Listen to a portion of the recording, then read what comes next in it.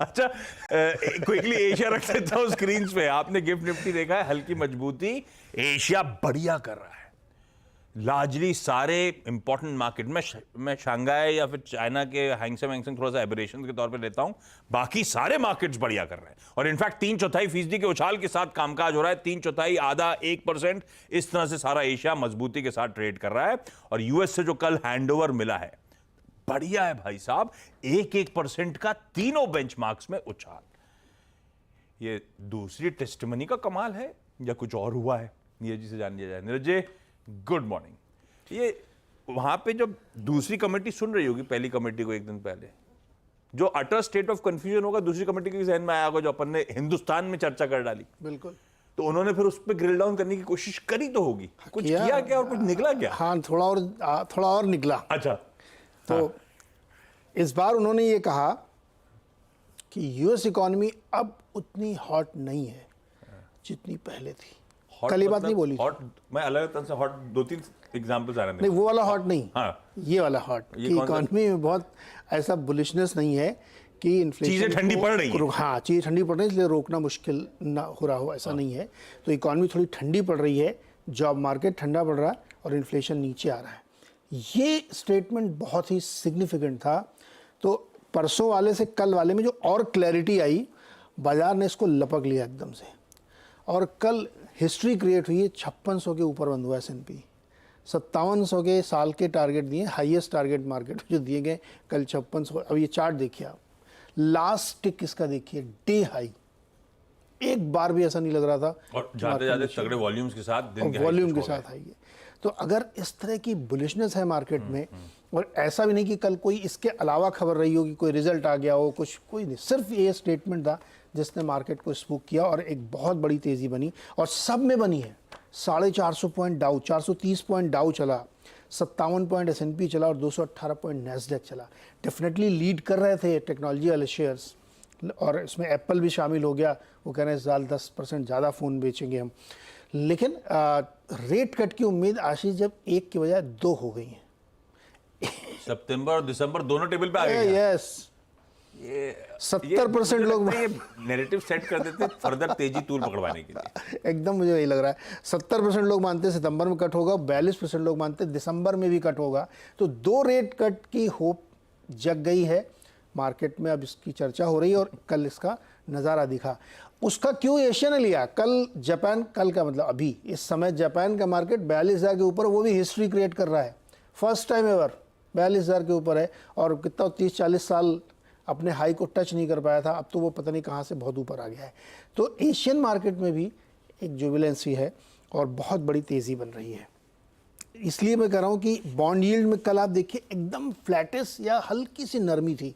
कल ये था कि उसमें बॉन्ड की बिक्री भी चल रही थी, 30-40 बिलियन डॉलर की बॉन्ड बेचे गए। तो बॉन्ड एकदम स्टेबल है और मार्केट अब दम साध के उसका इंतजार कर रहा है। कच्चे तेल में कोई खास मूवमेंट नहीं था, हालांकि WTI $1-8 ऊपर गया, वो इन्वेंट्री की वजह से था। लेकिन ब्रेंट एकदम स्टेबल, 85 के आसपास, कोई खास चीज़ नहीं है। इसके अलावा एक और बड़ी चीज़ मैं आपको बता देता हूँ जो इस मार्केट में बहुत बड़ी तेज़ी ला सकता है ग्लोबल मार्केट में। उसका एक फ्लिप साइड में दोनों बता देता हूँ आपको। चीन में 15 से 18 जुलाई को उनकी जो सबसे बड़ी कम्युनिस्ट पार्टी की कमेटी होती है उसकी मीटिंग है और वो इकोनॉमिक रिफॉर्म्स पे बात करेंगे। ऐसे अनुमान लगाए जा रहे हैं कि या तो एक बहुत बड़ा स्टिमुलस पैकेज आएगा जो रियल एस्टेट को बेल आउट करेगा, और वो पैकेज का साइज $3 ट्रिलियन तक का हो सकता है।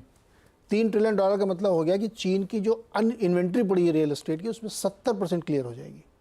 तो स्टेट्स को फाइनेंस कर देंगे वो। घोस्ट सिटीज वगैरह की इमेज देखता था मैं कि बिल्कुल शहर बना रखे थे और एक आदमी रहने वाला नहीं तो है। उनको क्लियर करने के लिए वो स्टेट फंडिंग करेंगे। तो जैसे चीन ने, अमेरिका ने किया, नोट छापे, यूरोप ने किया, चीन ने नहीं किया था उतना ज़्यादा। तो चीन इस बार कर सकता है, ऐसे इकोनॉमिस्ट के अनुमान है। हालांकि वो कह रहे हैं कि बहुत बड़ी घटना होगी अगर ऐसा वो करते हैं तो।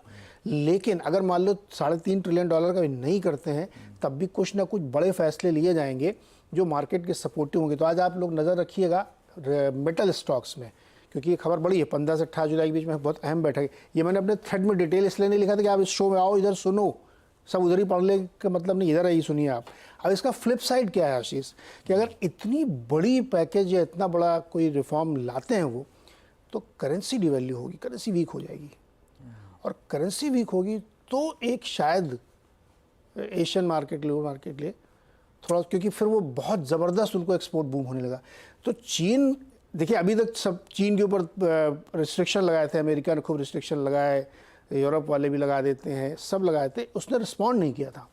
अगर इस तरीके का कड़ा रुख वो रिस्पॉन्ड करता है तो थोड़ी उथल पुथल भी हो सकती है, लेकिन ये फ्लिप साइड में है।